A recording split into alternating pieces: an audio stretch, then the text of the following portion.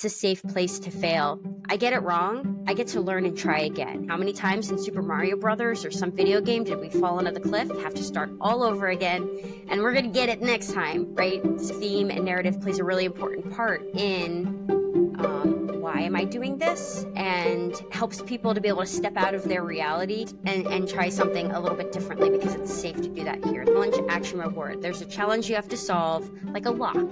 There's a lock in a box, and it's a 4-digit combination. Actions, what do you do to figure out the combination to the lock? So you're searching things, maybe you have to solve something over there. You're looking for information that helps you know what the code is. And then you put it into the lock. Your reward, that satisfying clink when the lock opens up. And then how do you connect all of those challenge, action, rewards together? Like we run into this dragon. We imagine it to be this like fierce, person killing, fire breathing, whatever. And no, they're just a little book dragon. They just want to cuddle and read books. But you don't know that up front.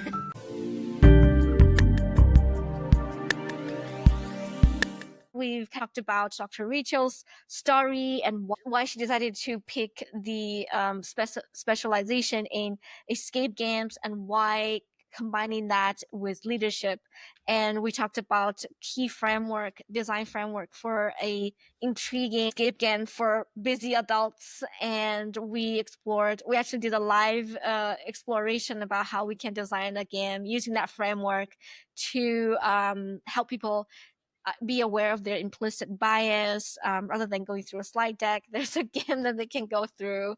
And then we also talked about the future of artificial intelligence, virtual reality, specifically augmented reality, where we're able to bring that simulation into the real world and that immediately transform an environment and bring people immediately into the story.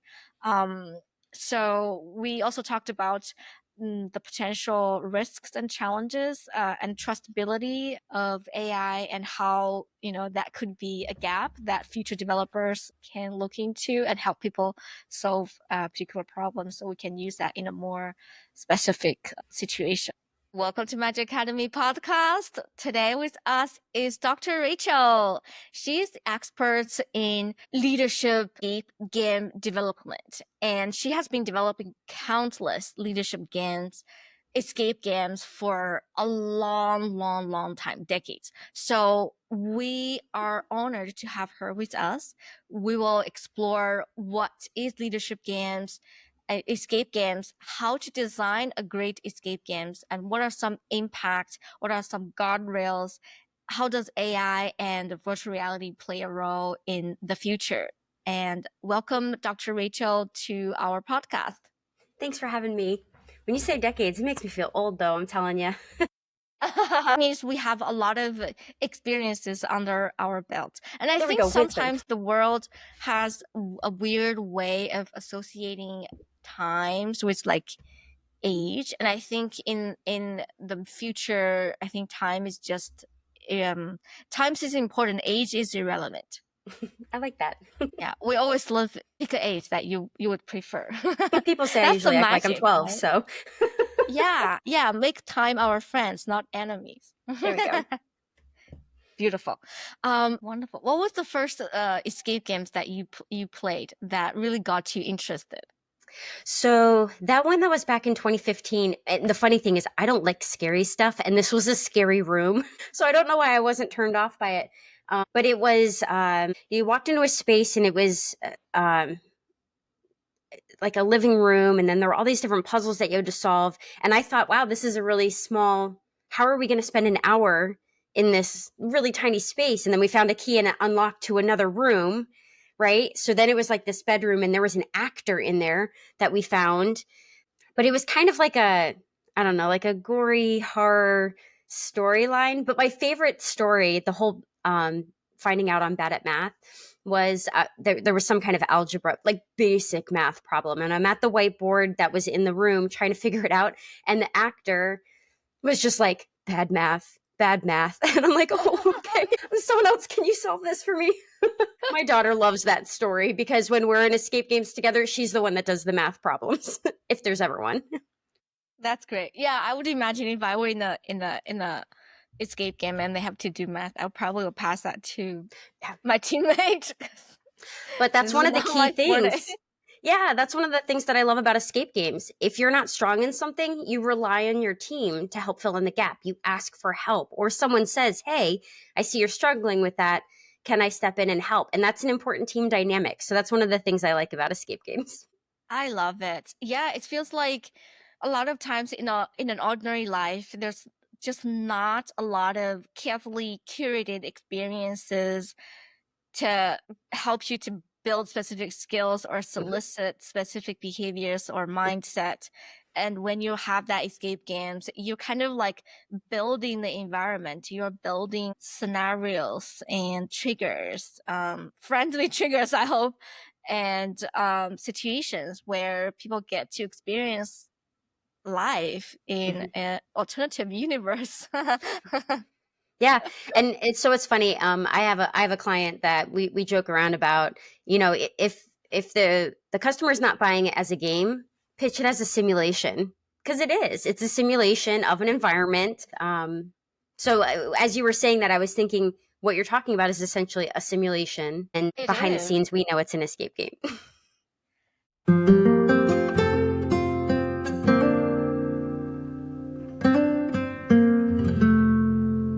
Is there any differences between escape game and simulation, or this escape games can be a format of simulations? What's your take on that?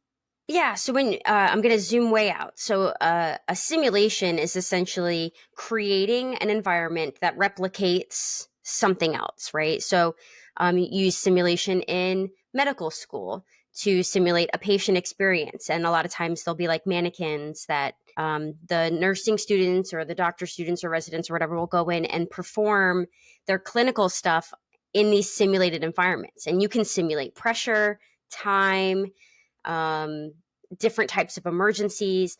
And so, what that does is it gets people to be able to perform what's expected of them outside of the actual real environment, right? So, it's an opportunity to practice.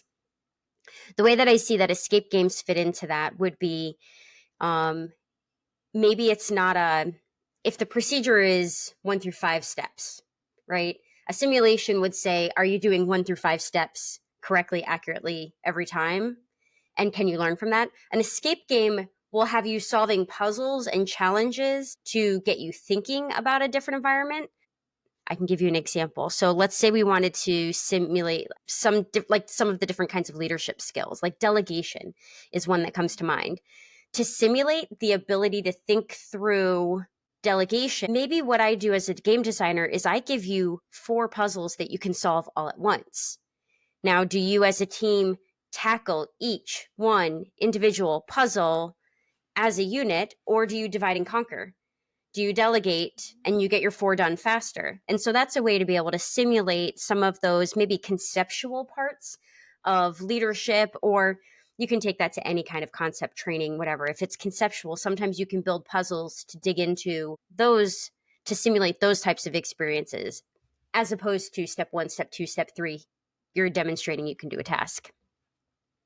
I like that. So simulation in a traditional way, it's more kind of teach and learn and as accurate as possible. Usually procedural based, because I see a lot of simulation in like nursing, Mhm. manufacturing. So it's very reality based, because when people think about simulation, they usually want people to do dangerous things in a safe environment. So Yep. simulation is perfect for that. Healthcare, Yes. manufacturing. Escape game, you kind of build a situation where people are able to practice higher order thinking, like strategic Mhm. thinking, delegation, as it relates to specifically leadership. Because in a leadership, it's like you're dealing with all sorts of situations. So it not necessarily to be dangerous, it's just complicated. So we're actually dealing with complication through Mhm. escape games. Yeah. Beautiful. I like that. I like that. And in a good kind of simulation, I'm getting mixed. In a good escape game for leadership, what are some key elements or core building structures for, when we develop a such a good, engaging, and outcome driven um, escape games for Yeah. leaders. Well, and what you said right there is really key to start with, the outcomes. I'm going to put a disclaimer out there. Games for the sake of fun are wonderful. Games for fun's sake is great. Everything that I'm going to say generally is going to be games for the purpose of trying to teach something. So, knowing what those outcomes are, what do you want people to do after they're done playing your game? It's the same question we ask when we do instructional design.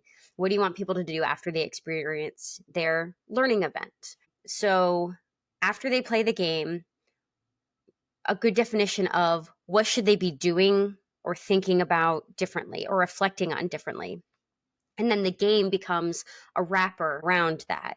I usually get on my soapbox about that when I presented this at conferences, like focus on the outcomes, that is the core, and then everything else wraps around that. Another, I'd say, kind of component of designing a learning escape game is being able to think through, okay, so then now that I know what the outcomes are, what do I do next? How do I take this from being just a learning event to an escape game event? And I have a framework that I've been putting out there and refining over time, but there's two sides to it. There's an education side and there's an escape game side. And the education side for instructional designers, it'll sound really familiar. You have your objectives that you're trying to accomplish. What do they do when they're done? The verb-based demonstratable objectives. And then you use a work breakdown structure. So in order to be able to demonstrate that I can do this, here's the things that I have to do.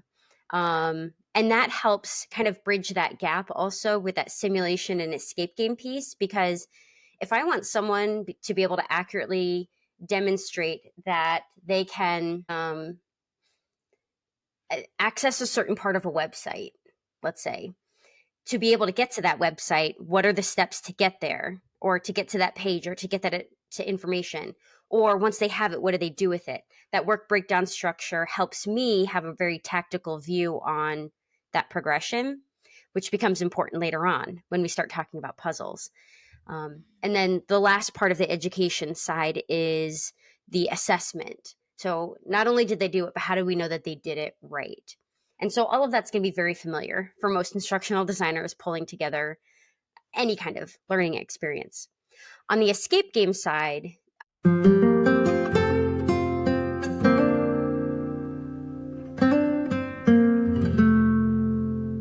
this starts looking at first theme and narrative. So what story are you going to put them into? Theme and narrative plays a really important part in why am I doing this, and helps people to be able to step out of their reality and be willing to do things that like this, this is my job, I got to do my job. Well, no, here, let's take you into a new environment and try something a little bit differently, because it's safe to do that here. Theme and narrative can do that.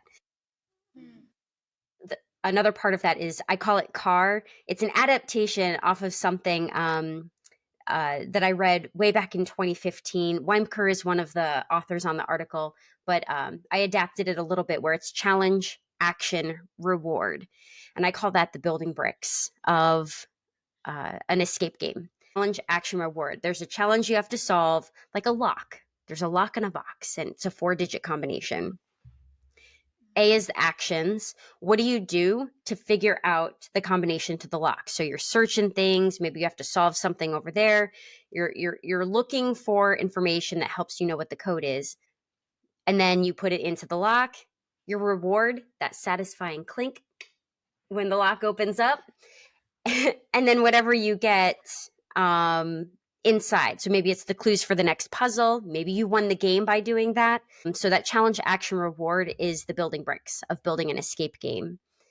And then the last part of the framework is connections. How do you connect all of those challenge, action, rewards together? So I completed a challenge, I did the actions, my reward sends me to the next challenge, action, reward cycle. I could spend all day talking about like how that plays out, but I'll pause there, with one exception. I think the final outcomes was the first thing. The framework, the learning escape game framework, is the second thing.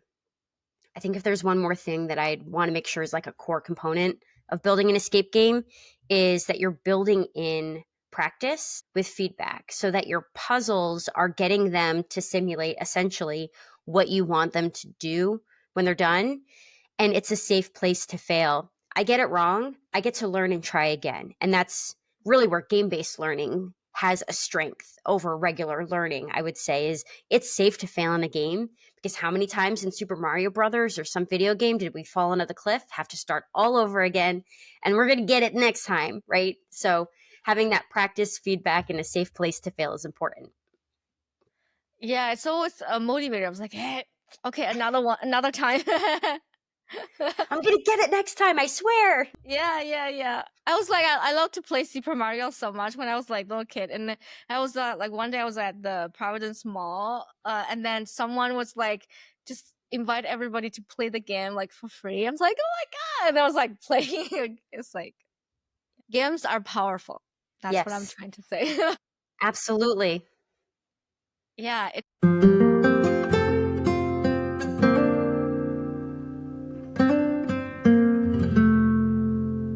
we can do like a maybe a live brainstorming on here. If one of it, because part of our audiences are like learning leaders and managers, and if we were to develop a escape game that focuses on facilitating or enhancing inclusive leadership or inclusive mindset, Mm-hmm. how would you go about it? Can you walk us through the process that uh following the framework, um the components, and Mm-hmm. it's a safe environment, so just feel free to Yeah. Well, to run so more. I'm Mm, going to equally put you back on the spot because I'm going to ask you some questions. okay. So Yes. when you think about the overall kind of theme goal is facilitating inclusive mindset. That would be the banner, right? What would you say are some of the objectives or outcomes? What do you want people to do when they're done with the game? Mm. So the first outcome would be to be aware of their implicit bias or judgment. That's the key, because they need to understand what are some biases that they have, and they have to be aware of that. And then the second piece, which we're trying to make it simple, not too complicated. So the second piece would be, once they're aware of that hidden bias, um, they need to use specific strategies, for example, self-reflection or peer communication or peer conversation, to make that bias explicit and transparent to people that they work with, that they can trust. So in this way, they are building people who understand and will also help them to catch them to say, hey, do you think you do this decision because your that particular bias is inflicting your or impacting your decisions. Hmm. The third part would be to, when they are leading their team, they are able to assess their abilities, strengths and weakness, or strengths and rooms for improvement with a more empathetic perspective. So empathy is the next thing. They need to have deep empathy with their bias in mind to really play leadership roles or facilitate tasks or overcome challenges. So let's stop just right there. I think we can go on and on, but I think the 3-1, implicit bias, report, and empathy, are the first 3 learning Yeah. goals. I got to tell you, just even as you're talking about this, I'm like, I really want to build this game. So we may have a side project after this is done. Perfect. So, okay, so we're on, I'm going to use the learning escape game framework, right? So we're on the left side of the framework where we have the objectives, which you just beautifully detailed out and makes sense for the scope of today. The second item is a work breakdown structure. Now, this, we could spend so much time on this. So let's pick one of them. Do we want to pick like becoming aware of your implicit bias as one of the objectives to focus on and then give a work breakdown? Okay, cool. So, what would you say are if you were going to break down, what does it take to become aware of your implicit bias? What would I be doing to become aware? I think the first thing is that's a very good question. We're breaking down awareness into several steps. I think the first step is to do a self kind of review. People do like 360 review. So the first step is to kind of review. There could be a situation that easily to trigger implicit bias and ask them to just step into the leadership role and just make some decisions. And then they come back and then they get some feedback. Oh, based on my decision, is there any implicit biases that I am accidentally practicing or using? That's as far as I can go. Yeah. No, that makes sense. And again, because we're doing this like in a very shortened window of time, we can, as long as it feels like we're making progress through the framework and as a good demonstration for your audience, we could spend hours and hours just doing this. So I'm good if we keep it high level. So I like this. So what I'm hearing is, if the objective is being aware of my implicit bias, my work breakdown structure includes a self-review, a way of being able to be presented with a situation or a scenario that I have to make a decision, and then I can get feedback based on that decision, and then reflect on that and reflect on how that fits into my implicit bias. Is that like a good recap? And I'm sure that there's more that could fit into that, but we'll start there. So then, from an assessment standpoint, so this is the final part of that framework. How do I know?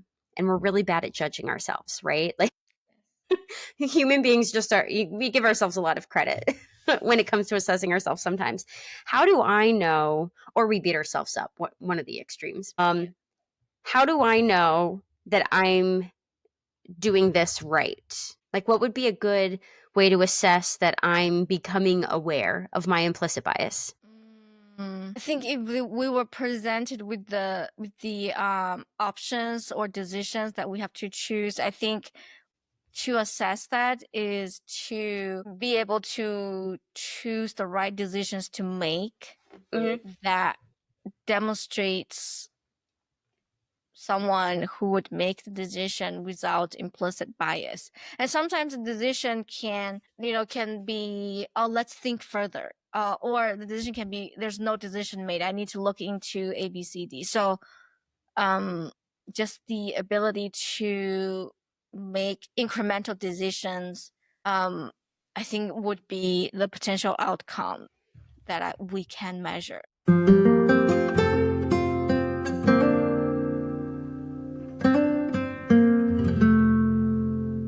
Yeah, so part of what I'm hearing is part of the assessment would be that when I'm confronted with a situation, I can identify what my implicit bias is, right? That's kind of what I was picking up from what you were saying. You present me with a scenario, real or fabricated, right? Like, because it could be still in a classroom environment. Here's a situation. Now, what's your implicit bias around this? Is that, would you say that would be a way of assessing it? Self-assessment through reflection, that's one way of assessing that. I think another way is, rather than me assessing myself, someone is making decisions based on the situation, and the decision itself, whichever decision that they make, sort of like backwards kind of reflect on whether or not that person has a specific implicit bias. They just maybe jumping to conclusion fast, rather than, instead of just let's wait, let's rethink, or yeah, something like that. I think action speaks louder than words, and even self-reflection. So something that they do or something that they decide can reflect whether or not that person has implicit bias. Yeah. Well, and so even as you're saying that, so my brain's like coming up with all these possibilities of, being able to, whether there's a bit of self reflection, I made a decision, I did a thing, or sometimes it's easier to look at a decision someone else made and judge that, right? It's easier to Yeah. be objective about someone else's decision than about my own. And so being able to do that, it kind of in a wow, Jane Doe did this in the workplace. Here's the scenario, and you can go, oh, I can see where this implicit bias or this implicit bias plays out. And then That giving works them too. that opportunity to self-reflect and go, I do that too. Okay, Mm-mm-mm. I'll get better at that. Great. So, and again, we could spend a lot of time like diving into that and getting much more specific about it, because ultimately when we start designing our puzzles, we're going to want to think about like how can our puzzles help us confirm that people are learning through the process. So that's the education side of it. So then on the escape game side, the one thing that I want to put out there is all of this education stuff up front is really helpful and important. On the escape game side, it's not necessarily a do this, then this, then this. It's very iterative. You're going to like maybe come up with ideas on the theme and narrative and then come up with puzzles, but then you get some really good puzzles that help you go towards your objectives and your assessment. And you're like, oh, you know what? If that fits better in a different kind of story. So I'm going to change the story to fit now the experience. The stuff on the escape same side is a little bit more wibbly wobbly, if you will. So it's more of like iterative and Yeah. always, yeah, I see. I see. So let's think through this. So first off with the theme and the narrative. So we know we want people to be aware of implicit bias. We have some ideas of how we can break this down. What would be some stories or some narratives that we could put people into to help create this? Do you have any that come to mind? I think the most a quick example would be like interview, like which candidate to select to interview. Mm-hmm. I think that's the easy, like that's the easiest, the quickest scenario. Another more kind of not as easy would be like a team collaboration. You have like a multicultural team on site, and you need to make something happen, and it requires different things. For example, if you see one that you think is pretty good at math, or someone who has a PhD degree is like, this is a math piece, let's let this person to do the math piece. So it's more, it comes back to the delegation. So your judgment of what this person is good at or not good at, what this person can do or not do. You assign them different tasks based on your assumptions or biases. Mm-hmm. Yeah, and those Be are. rates. I think it's more of like a quick judgment, and then the Mm-hmm.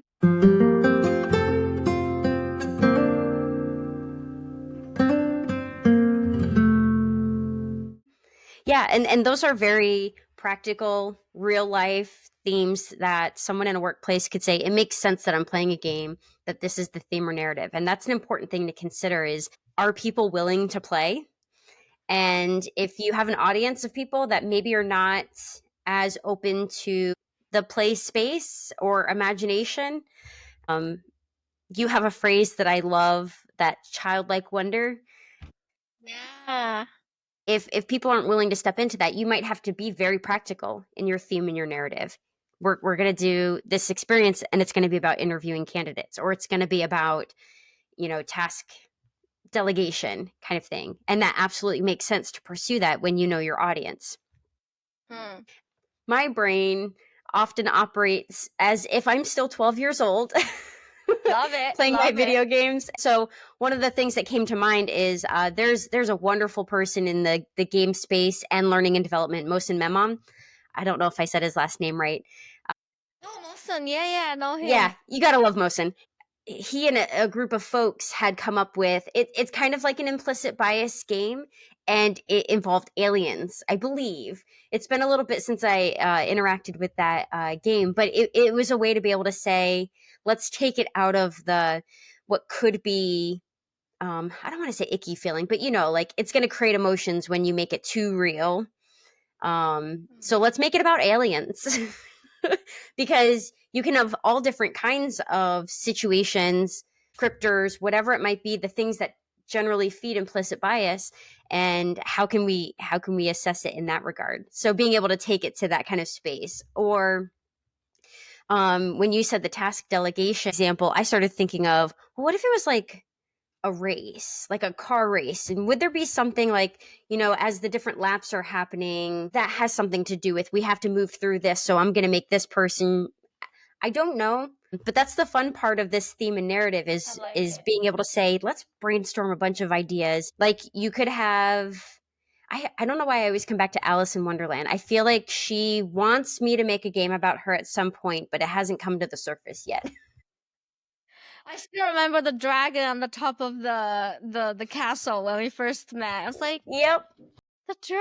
Oh my God, what does the dragon want to do? What is he thinking? Hungry? Or he wanted to like go hunt? Or he wanted to play? Let's be I wanted to honest. like Dragons get a bad rap, and everyone's always wanted to go fight the dragon or kill the dragon. But what if the dragon's really awesome, right? yeah. There's some movies like from Disney. There's like we befriend or we at least tame a dragon and we kind of go Yeah. together, friendships and So that could be the theme of the game, right? Like we run into this dragon and we imagine it to be this like fierce, person killing, fire breathing, whatever. And no, they're just a little book dragon. They just want to cuddle and read books, but you don't know that up front. I love that. We recently adopted. That reminds me. We recently adopted a dog, and his name is Pluto. And he's such a sweet big dog, and he would just like cuddle with your side. But whenever we bring him outside, he would just like bark at like other dogs like crazy. Yeah. And yeah, sometimes see that's also implicit bias. It's like if you see this dog on walking on the street, you probably will think bad dog. But Yeah. if you kind of bring more empathy, it's like, oh, I wonder what his life looked like when he's with the family at home, no distraction, not on the road. What would that be like? And then if at least if you Mhm. ask this question, it's like now I have You more know what? That's empathy. actually a really great example because if you see a pit bull, you're going to think a lot of people are going to think one thing about that dog versus a little chihuahua. And so you could have a whole game built on implicit bias around how you perceive a dog walking down the street. Um, and it could work. Love it. I love it. Oh my god, we can go on this like I'm just like Yeah. I'm smiling like to tears. I don't know why. We can go on this forever, and Yes. let's kind of take and we can continue this off the podcast. Let me clear my Yes. tears a little bit.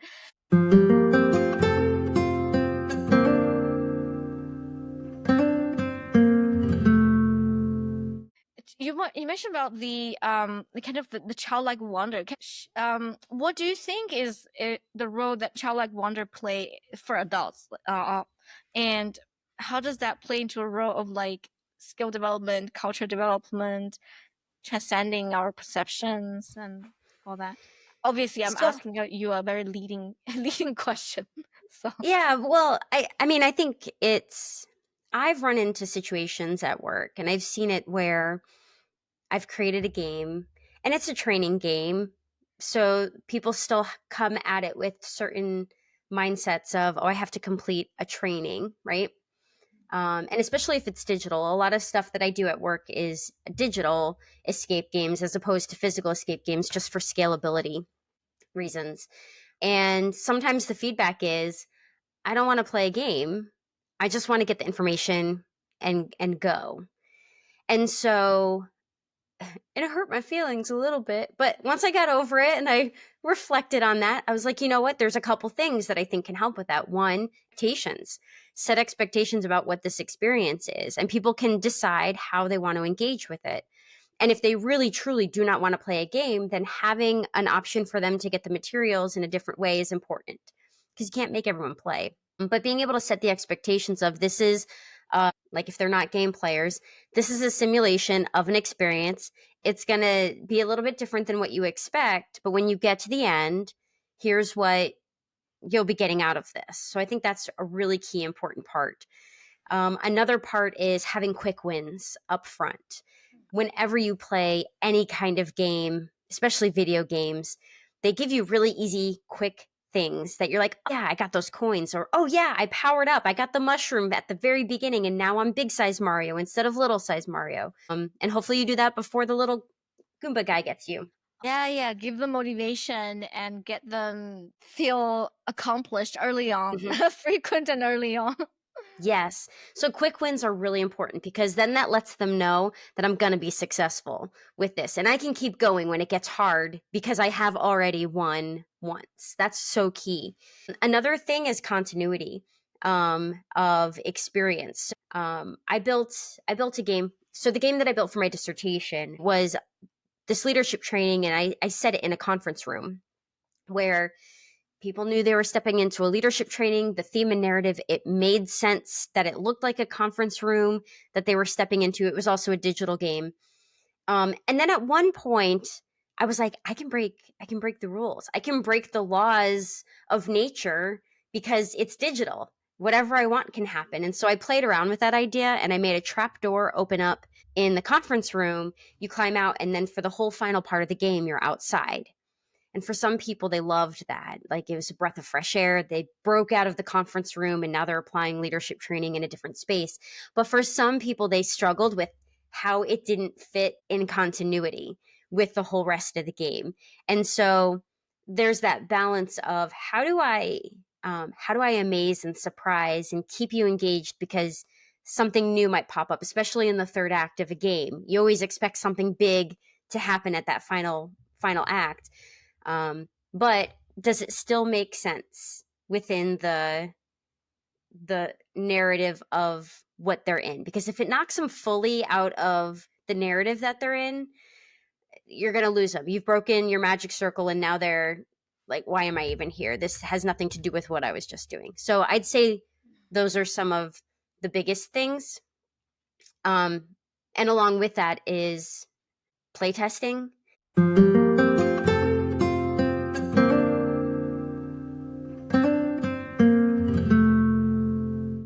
And that's a very mechanical thing. So it's not so much the childlike wonder, but the first thing that's going to break someone's play mode is if they do something and it should work and it's not working.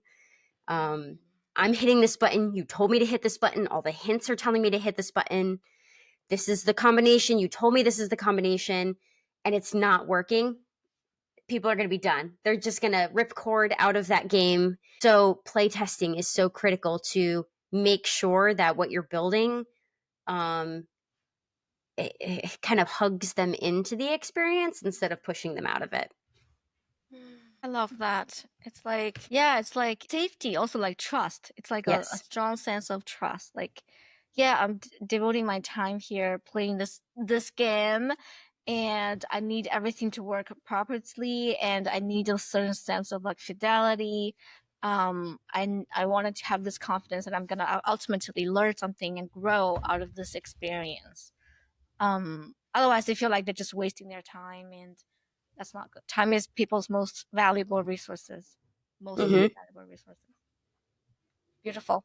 And as we kind of, in terms of like escape games, were there anything in specific that you want us to kind of talk about that we so far haven't yet delved into yet?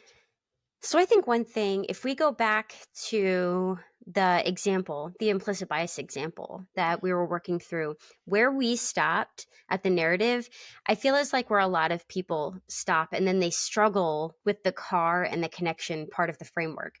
Because the challenge action reward, it's the building block of the game, and you've got to be able to get that right. So I've been thinking about one thing that I'd love to be able to leave with your audience is an example of a C.A.R, of a challenge action reward for the example that we were thinking through, just to be able to kind of close that loop. Continue. Love that.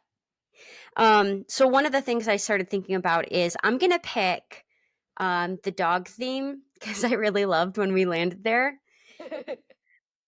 Um, Perhaps we are trying to audition dogs for a dog food commercial or some kind of dog park commercial. So, this is the theme and the narrative that we're in. Uh, the challenge is you have like all of the profiles or the audition packets of the dogs have been messed up. And so now you have to piece together their profiles. So this dog, this name, this type of dog, different descriptors, that kind of thing. And so the actions would be to put all of those pieces together. And you could use like clues, or maybe there's different like maybe early on there were interviews done with like dog moms, dog dads about their dogs, so you can like piece together a bunch of different clues to help you put together the profile. So those are the actions, and the reward in the end is, one, you have all the profiles for the dogs, and two, hopefully you'll recognize, oh, I totally thought that this descriptor went with this dog because of my implicit bias about this type of breed of dog. So the challenge is the portfolios, the actions are the steps to put them together, the reward is the final portfolio of the correct dogs and your reflection on implicit bias. So I just kind of wanted to close the loop on how using challenge, action, reward, C.A.R can play into that. I love it so much. And that can be the first, like, challenge one, like, get the profile completed. And we can kind of continue this journey. And that's fabulous. I It'll be a lot totally of not fun. expecting things, turning into. I love this conversation. I hope our audiences are enjoying it as well. And next question would be kind of, let's kind of look into the future. Take a Mhm. sneak peek into the future.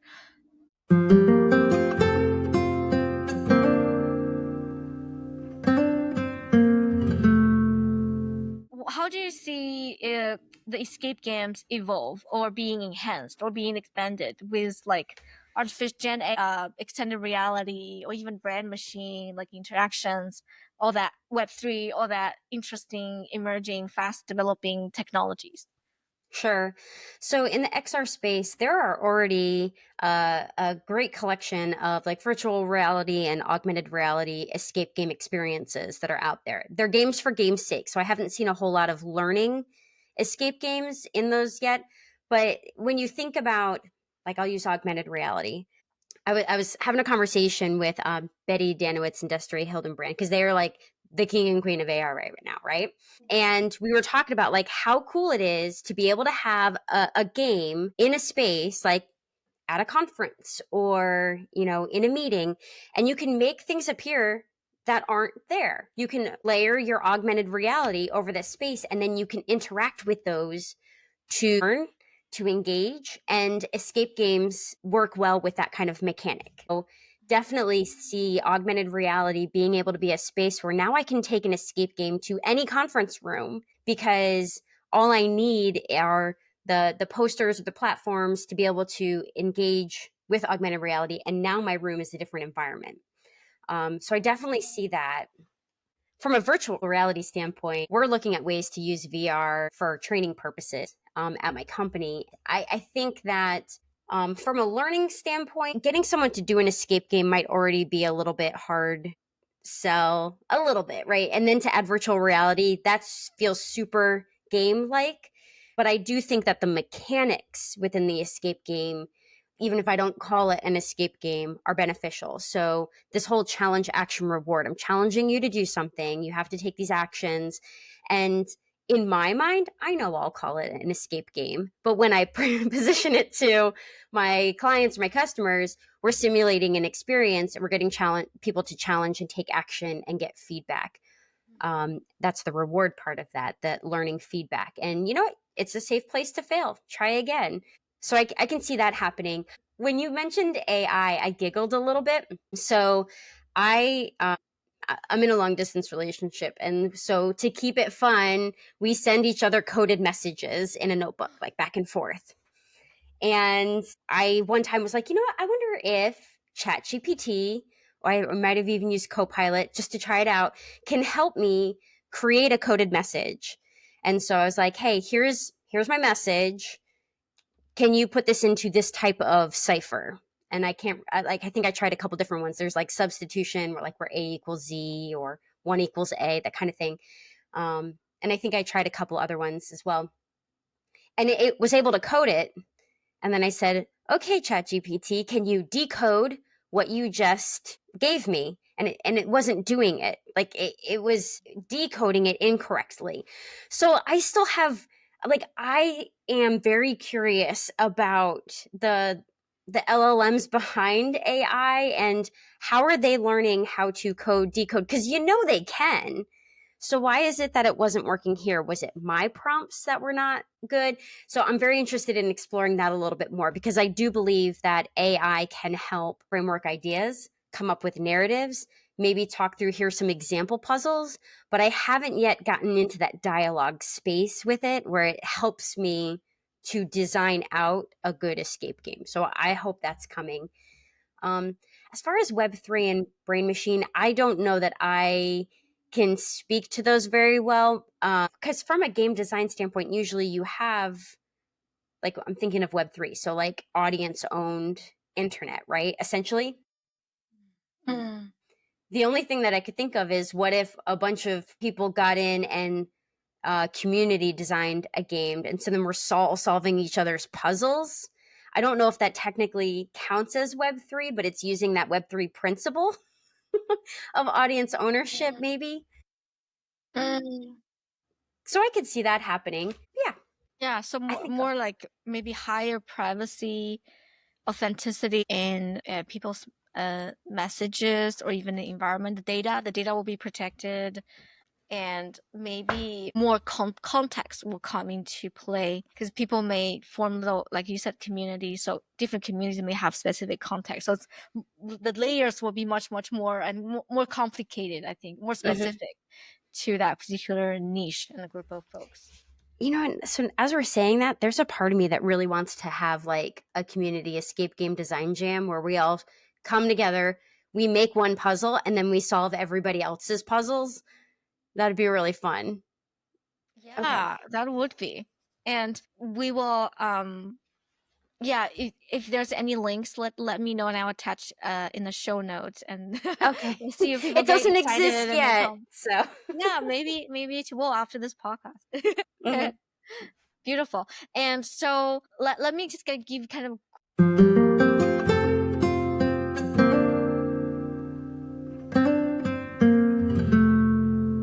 quick recap for the audience of what's going on, and we'll move into the magic piece of the conversation.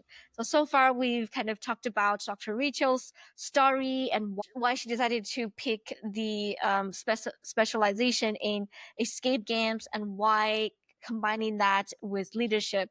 And we talked about key framework, design framework for a intriguing escape game for busy adults. And we actually did a live exploration about how we can design a game using that framework to help people be aware of their implicit bias rather than going through a slide deck. There's a game that they can go through.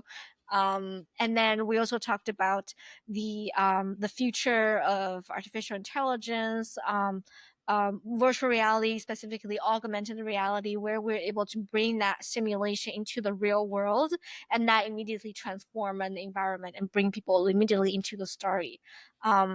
So we also talked about the potential risks and challenges and trustability of AI, and how that could be a gap that future developers can look into and help people solve particular problems. So we can use that in a more specific situation. Beautiful. And as we move into this magic piece, so Rachel, what did you enjoy doing when you were 11, 12 years old and time just disappeared? Taking me back. Yeah. So this would be around like sixth or seventh grade. Okay, memories. I'd say where I, at that time, where I was spending most of my energy, where time would just disappear. I played softball when I was younger, and that was definitely a passion of mine. I thought that was going to go a little bit further than it actually did. And then music, my other passion of that time, ended up being what took over it all. And so I spent a lot of time at that age with music and with yeah, softball. I'd say would be the two main things. I grew up an only child also. A lot of it was, if I was going to play some games, I was figuring out like, how do I set up my stuffed animals to play the other players of the game with me. um, or I'd just like run out my backyard and go hang out in the woods and explore there. So yeah, around 11 or 12, there was definitely a lot more just that childlike true experience of just going and playing. A lot of imagination I can see. Yes. Yes, a lot of imagination. Beautiful, beautiful. And were there any particular challenges that you have to overcome to help shape who you are now? So it's interesting, it's easy to want to kind of like downplay challenges you've gone through, especially if you're in a past them kind of space, or my challenges, what are they in comparison to what so many people have experienced in life? So I kind of had to like say, okay, Rachel, disclaimer, your struggles are yours. Some people have it better, some people have it worse, and I just have to kind of acknowledge that, right? So Love that. that's where my head was at in trying to answer this. But I think probably the biggest recent challenge is recognizing that I have I have ADHD, and I only just found out about this like a year ago, like a year or two ago. And it's very common for women of my age to have not been diagnosed when we were younger, because our symptoms sometimes represent differently than, boys when we're younger, which I don't mean to make it a gender thing, because there's a wide spectrum of how ADHD appears for folks. And I'm not an expert. I am currently learning a lot. Mm. But it's been interesting to be able to say, here's where, this is why I can see that I get super yippee puppy excited about stuff and really want to do things. And it's genuine excitement for people and ideas. And then it could fall off because, the either the idea doesn't excite me, or I don't have the people around me to say, no, let's keep working on this together. So just kind of like recognizing how my brain has impacted me in that way. I have 1.5 million ideas and forget about half of them when I actually have time to do something with them. And so it's just been interesting to learn like all of this like negative self-talk I've had over the years, or trying to explain some of the things like around me that I struggle with, or that are harder for me, or that people assume are really easy for me, but I actually really have to work very hard to make happen. And it's nice to know where that's coming from. It's not because I'm lazy. It's not because I'm this or I'm stupid or all these things that I sometimes tell myself. It's like, your brain works differently. You're neurospicy. It's fun. Run with it, because it can also be your superpower. Yeah, it's all come down to like how we manage our own talent assets as Yes. individuals. And there's some implicit bias that we use against ourselves, like when we think about ADHD, it's like it's challenging. Mhm. But wait, what are some things that ADHD is really good at? Oh, wait, like brainstorming, creativity, the ability to be enthusiastic, like a million ideas. Who have a million ideas? And Yeah. so so implicit bias, how we can be more empathetic toward ourselves and whatever challenge or tags that society currently has, Yeah. that can help us both embrace our soft spot and also help us to grow and enhance our strengths. I think that's so important. So give you a hug. Oh, hugs. Yes. I love it. Hug. I need to make it out to Rhode Island so I can come and give you a hug in real person. Yeah, yeah, let's do this and go take a walk on the beach with our Pluto. I grew up in Connecticut, so who knew I was like so close to you? But It's okay. We'll find a time. We'll find a time. we'll make it happen.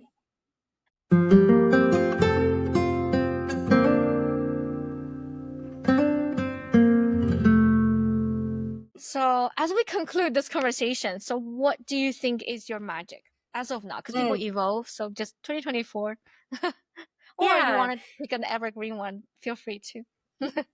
So, what do I think is my magic? I think kind of the first thing that comes to mind is like, I love people. I am a yippee puppy when I am around people. They just make me so happy. I hope people see it as genuine and sincere when it happens, because I get so excited I bounce, like want to tackle hug people. I also like sometimes have to be like, no, you gotta make sure that they want a hug before you give them a hug, kind of thing. Um, but I'd say people is a big part of my magic. And then also the ideas, like having 1.5 million ideas is great. It's a little frustrating when you can't do them all. It's not possible to do all of these ideas, but like the ideation and brainstorming and being able to dive into a problem, or I love that. And then with that, being able to make connections. So maybe I can't run with an idea, but I know people that are excited about it and they should be talking. I love making those connections for people. Being able to say, hey, my friend here, you have to meet this friend over here because you all are talking about the same things. So I'd say that's where my magic trifecta is. The love, the curiosity of people, actors. So love people and want to connect them, just to foster authentic connections among people. Absolutely. Love that. And then even the games, it's like you're building, this is a mechanism that you use to bring people together. So ultimately, it's like connecting people on a deeper level. Yeah. And speaking of connecting, I know we probably don't have time to go in it now, but there are some resources and folks that I think that would be interesting to explore if people are interested in escape games, learning escape games, and just gamification in general. So I don't know if you want to go into that now, or if you want, I can just give you links, but definitely a shout out to like Recon, the Reality Escape Convention that's hosted every August. There's an academic group, Nisaga. They're a great group of people doing simulation and gaming and research, and they're a fun crew. And then, of course, Sententia Gamification. They have their whole game-based learning certification, gamification certifications in the learning and development space. And we were talking a little bit about potential communities. I have a dear friend, Abigail Cook, who is just an amazing person. If you're on TikTok, she's Miss Lizard, and just an amazing human being. We started a Discord, and it's Learning Escape Games because I really like the LEGS acronym. Why, I don't know. We haven't launched it, but it's built. So I think we just need, if you build it, they will come kind of mentality. So if people are interested in joining a learning escape game community, let me know. Connect with me on LinkedIn. We can figure out how to build that learning escape game Discord community. That's beautiful. Yeah, so all the links will be in the show note below that. We Wonderful. totally encourage you to get connected with Dr. Rachel and her circle of communities. And so let's just make it happen. Thanks, Danny. I appreciate you having me. Thank you, Rachel.